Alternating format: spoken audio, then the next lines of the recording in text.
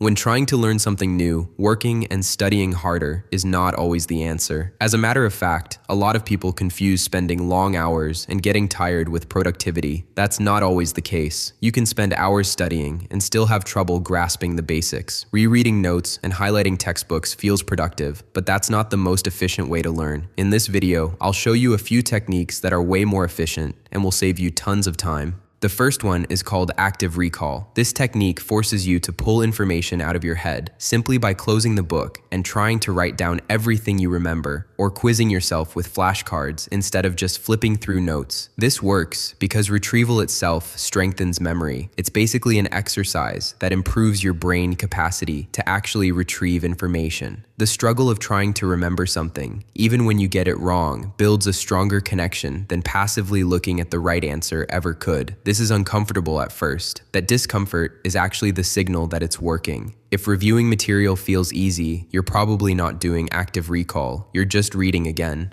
Another technique that I like a lot is pretending to teach what you are learning to somebody. Pick a topic you just studied and explain it as though you're teaching a friend who's never heard of it. Make it easy to understand, use your own words instead of the textbooks, and pay attention to where you stumble or start repeating vague phrases instead of giving a real explanation. Those stumbles are pointing directly at what to go back and review. You can look at this as an upgraded version of active recall. Talking through material forces you to organize it into a coherent explanation, and any gap in your understanding shows up immediately the moment you try to put it into words. You can read a paragraph a dozen times and feel like you understand it, but try explaining the same idea out loud, and the parts you don't actually understand become obvious within a sentence or two. Next, we are going to talk about how to schedule a learning session using the concept of spaced repetition. Reviewing something once and never again means you'll forget most of it within days or even hours. That's just how memory naturally decays. But reviewing it again right before you're about to forget it resets that decay curve and makes the memory stick significantly longer. Space those reviews out further and further, a day later, then a few days, then a week, then a few weeks. And each successful recall extends how long the memory holds before you need to revisit it again. You can find apps built specifically for this. They track what you're close to forgetting and schedule your next review automatically. But you can make your own schedule as well, reviewing new material the next day, then a few days later, then roughly weekly after that, covers most of the benefit without needing anything complicated.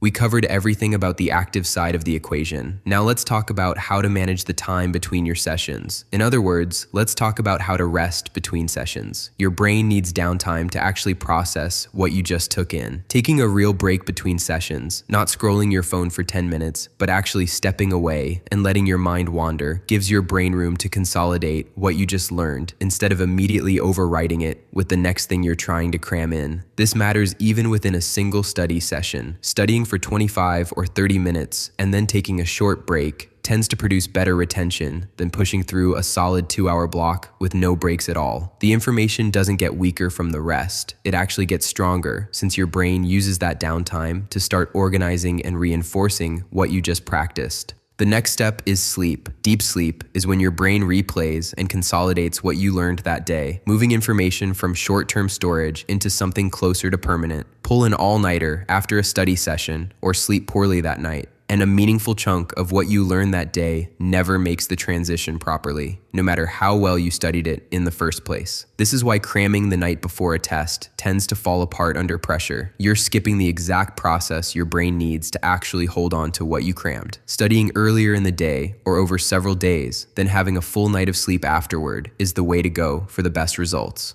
By simply implementing these techniques, you'll retain more from less total study time, allowing you to learn more and faster. If you like this video, please subscribe to the channel so you don't miss the next one.